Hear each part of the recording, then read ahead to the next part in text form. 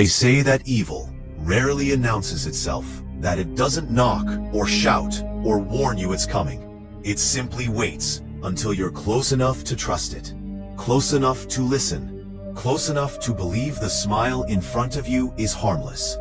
And by the time you realize something is wrong, you're already standing at the edge of a story that will never let you go.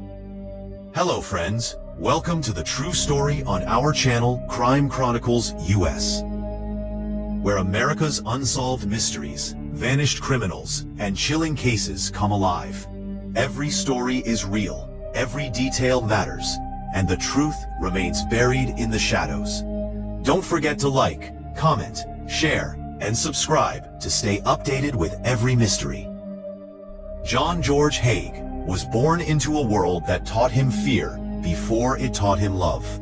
From the very beginning, his life was shaped by rigid rules, suffocating religion, and a constant pressure to be pure in a way no child could ever fully understand.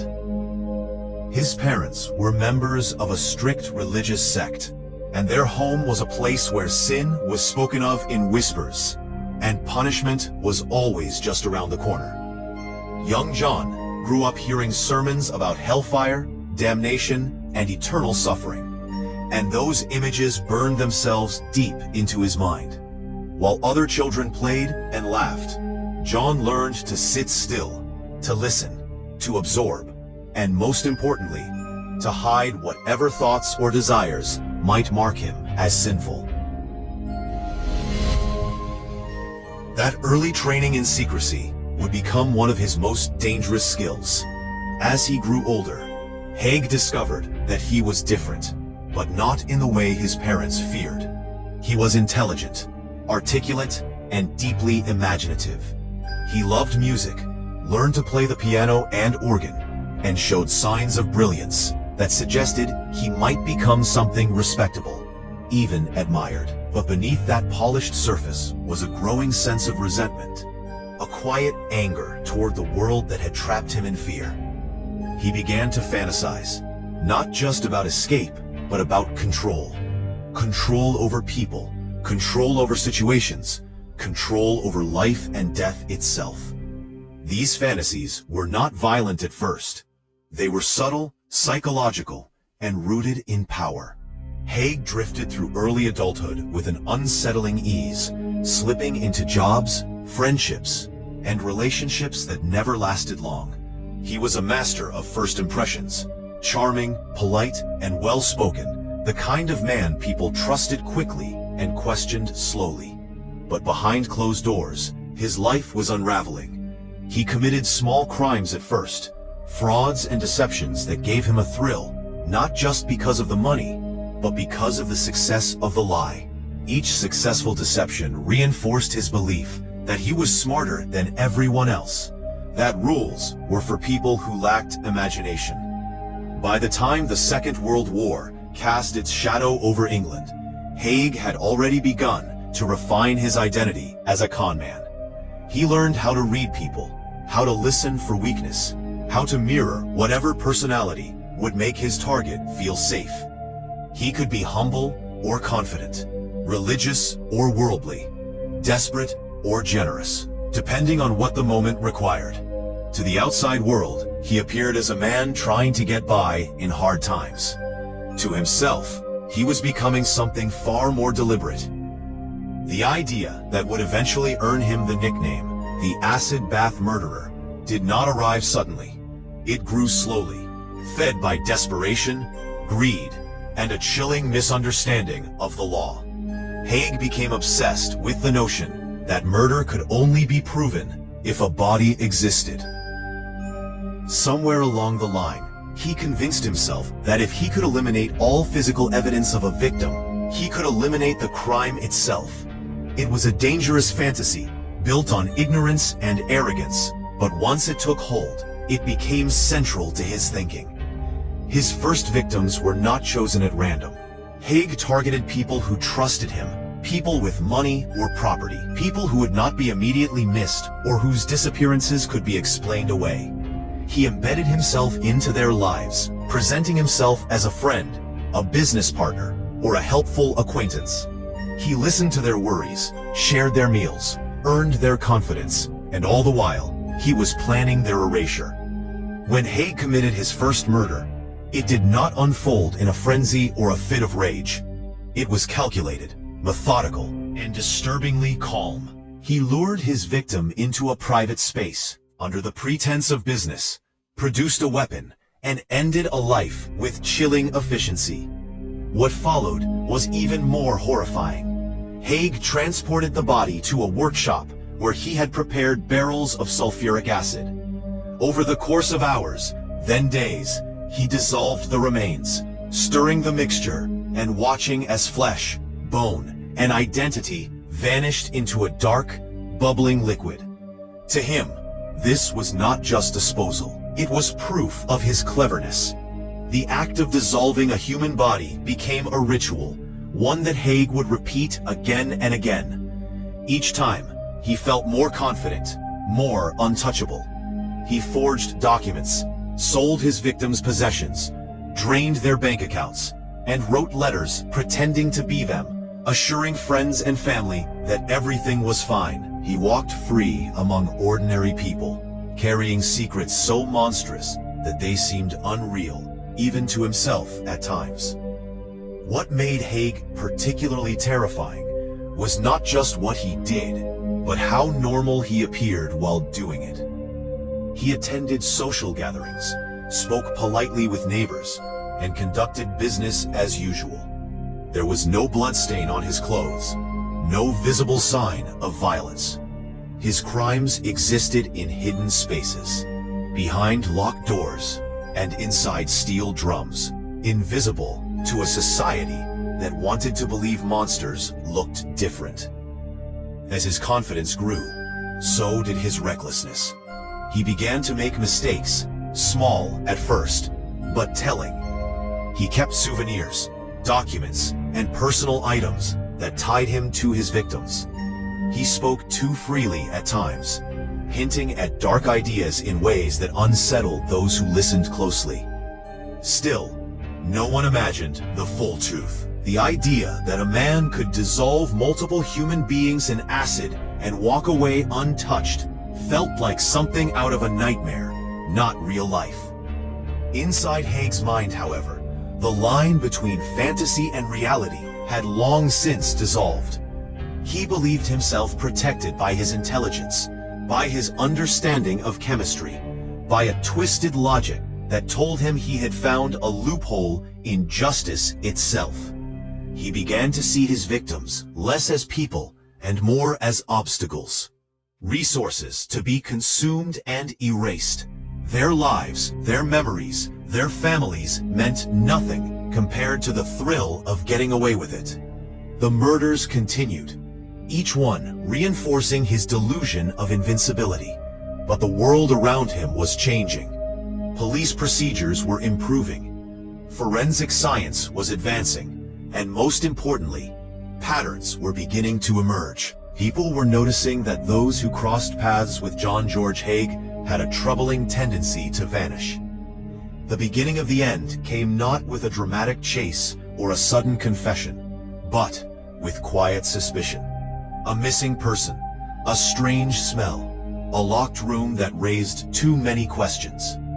When investigators finally began to peel back the layers of Haig's life, they uncovered a trail of lies so dense it was almost suffocating.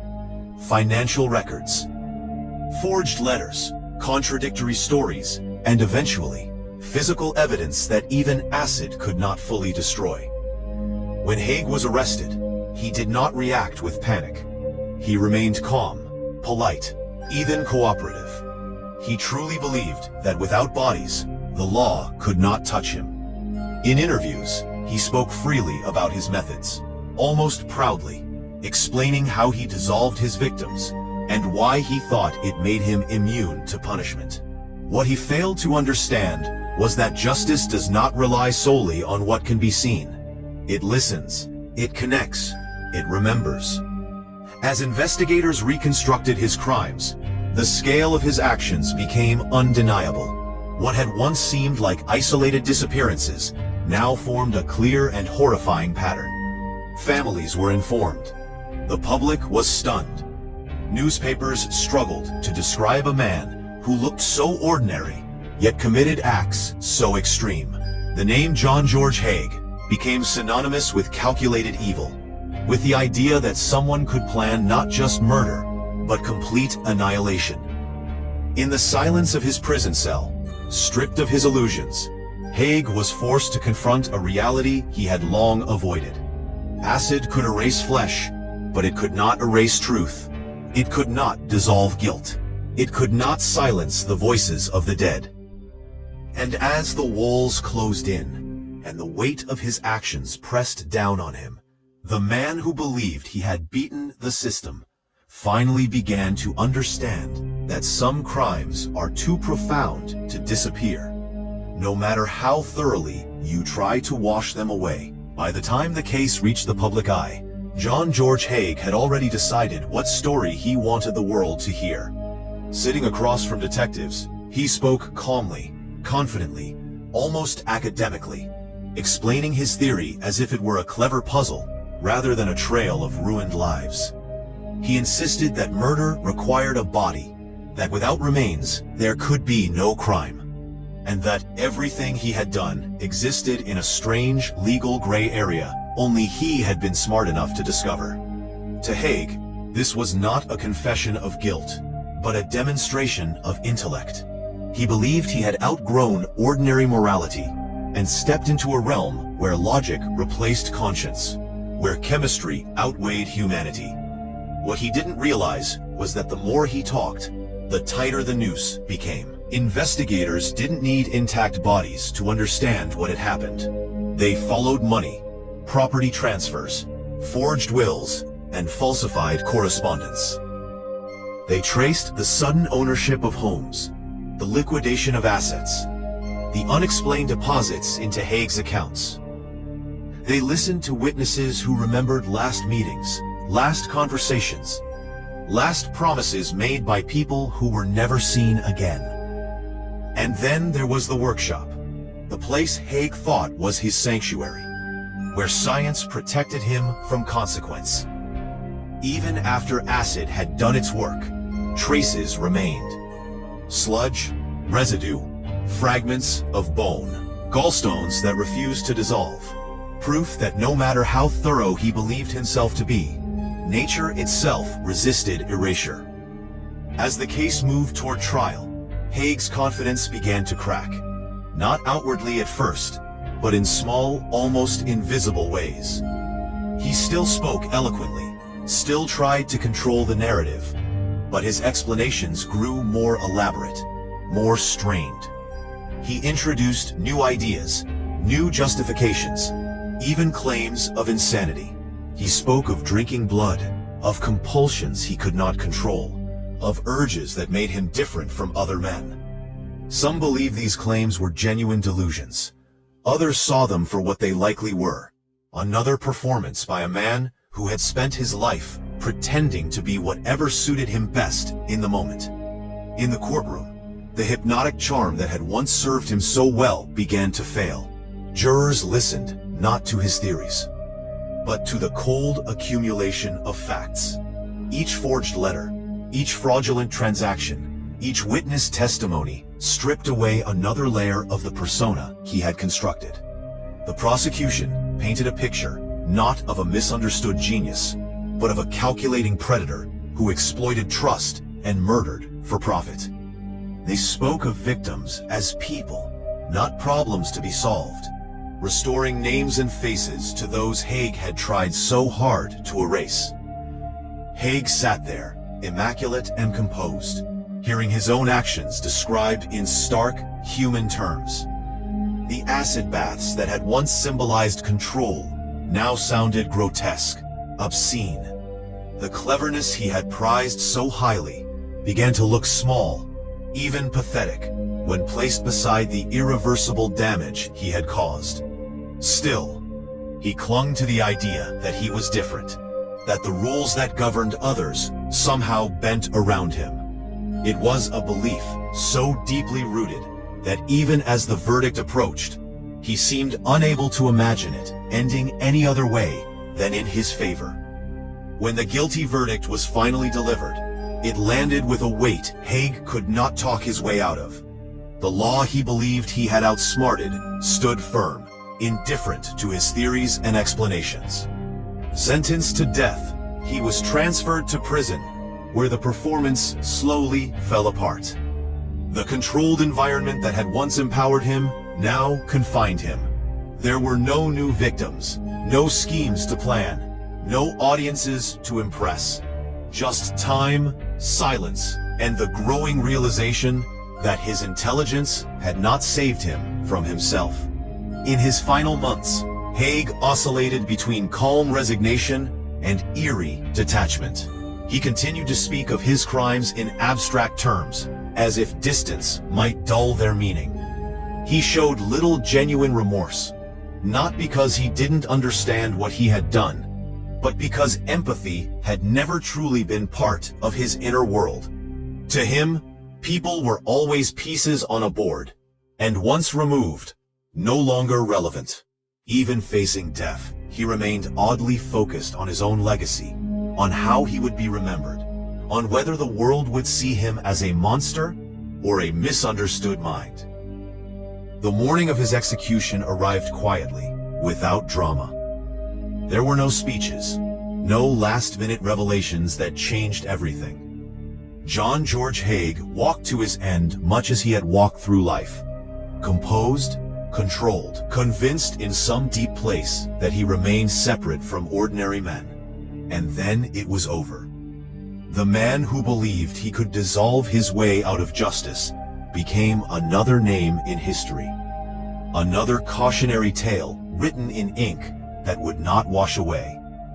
What remained after his death was not his theory, not his intelligence, not the dark fascination he inspired, but the absence he left behind. Families who never recovered what was taken from them. Lives interrupted, futures erased, questions that could never be fully answered. Haig had succeeded in destroying bodies, but he had failed to destroy memory. His story lingered, not as proof of cleverness, but as evidence of how far human cruelty can go when it wears the mask of confidence and reason. In the end, John George Haig did not uncover a loophole in the law or a secret truth about crime. He exposed something far simpler and far more unsettling: that evil does not need chaos to thrive, only patience, planning, and purpose, and the willingness to see other people as expendable. His life stands as a reminder that no amount of intelligence can outrun accountability, and no acid is strong enough to dissolve the consequences of taking a human life. So friends, if you enjoyed this video, then don't forget to like, comment, share, and subscribe to Crime Chronicles US for more chilling unsolved mysteries from across America. Stay curious, and we'll see you in the next story.